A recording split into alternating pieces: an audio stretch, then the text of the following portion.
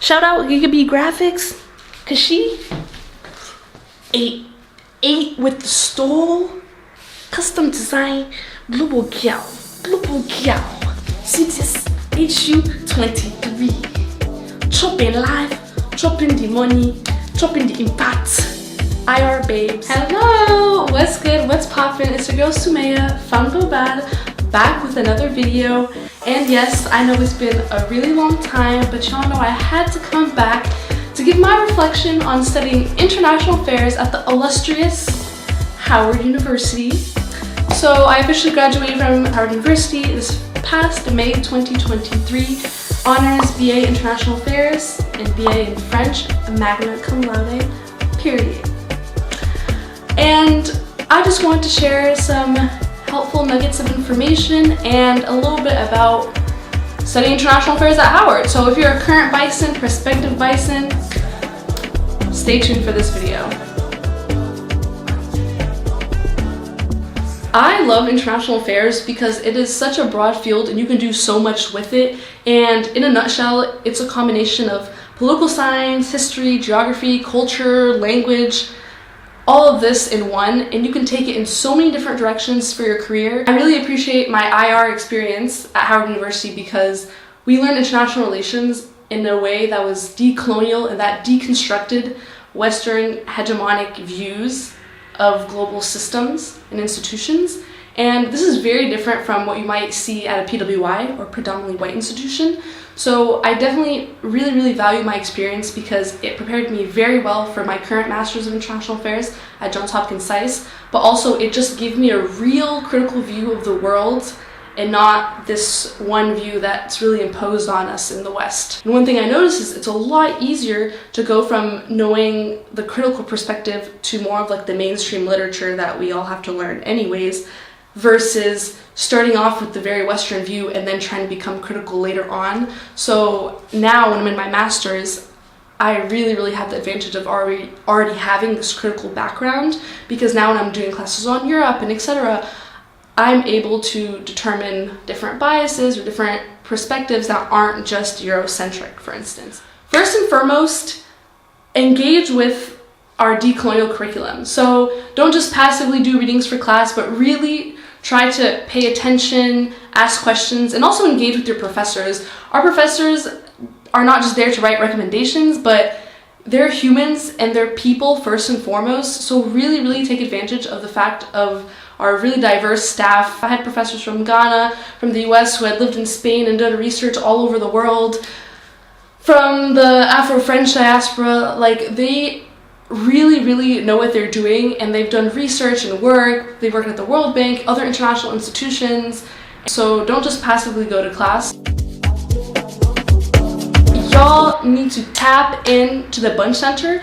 The Ralph J. Bunch International Affairs Center is a center on Howard's campus, just down the hill from the engineering building, where you can find all the resources you need on international education, anything study abroad related, embassy visits. There's also a student volunteer group that I used to be a part of, shout out Bunch Brigade, where it's a smaller community of students that volunteer to help the staff at the Bunch Center, but they also hear about extra funded opportunities and things like that. So you kind of get a group of like-minded people who care about international affairs and expanding their views on international issues. So I really recommend this. When I was at Howard, I would visit so many embassies like every other week. So definitely make the most of the Bunch Center. There are so many free funded opportunities to do programs in the US, to do programs abroad, and these are both undergraduate and post-grad programs. It is so slept on. Like, there's a lot of opportunities and things at Howard that people just don't take advantage of or maybe don't know as much about, and the Bunch Center is one of those. So definitely tap in, follow their Instagram, HU Bunch Center,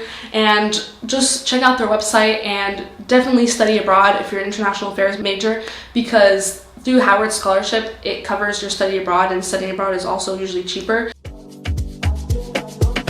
Another thing I really liked about international affairs at Howard was how critical our courses were. Some of the classes I took were Human Rights in the Americas, Government and Politics of Tropical Africa, Political Economy, Pan-Africanism, Sustainable Cities, the list goes on. And for instance, in our Human Rights in the Americas class, We deconstructed anti-blackness in South America and Latin America. Also in Brazil, we read a book, The Anti-Black City, Police Terror in Brazil, about systematic anti-blackness and racism in Brazil, but also we talked about Afro-Colombian experience and state extrajudicial killings against human rights activists and journalists. So through my experience at Howard in my classes, I definitely learned a lot about the Afro diaspora and a lot about indigenous movements, decolonial movements, and stuff that is very non-mainstream. So if you go to a non-HBCU or any other school, your program is not going to be as Global South focused at all. So definitely tap in and take advantage of the fact that we're at an HBCU. HU. Take advantage of events that the Bunn Center puts on, Howard, COAS, College of Arts and Sciences, but also in the city. So let's say there's a speaker, a lecture, or event that's going on at American, Georgetown, GW. Just sign up, RSVP, and go. That way you really make the most of all the resources in DC. The Bunn Center brings a multitude of different speakers, ambassadors, and international professionals, intersectional professionals that speak about their experiences, that speak about Fulbright and different opportunities. So definitely tap into the Bunn Center and into different events at Howard.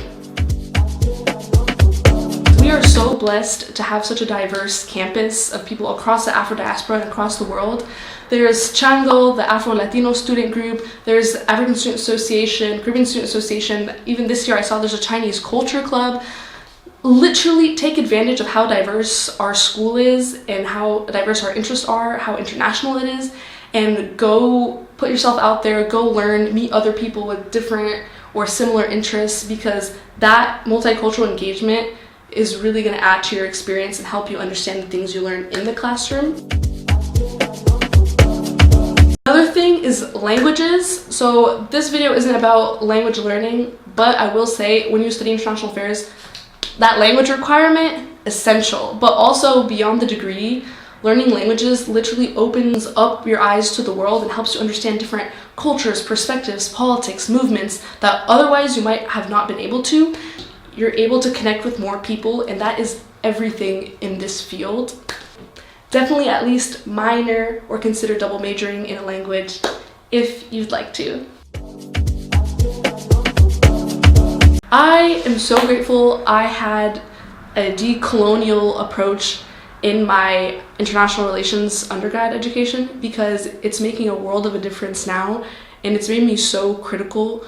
And it made me realize that that's not how people are, like mainstream, just the average person, or even like the average American. Like, there's a lot we don't learn, or a lot that we mislearn in schools, and it's not just limited to the US, but I would just say in the Western world in general.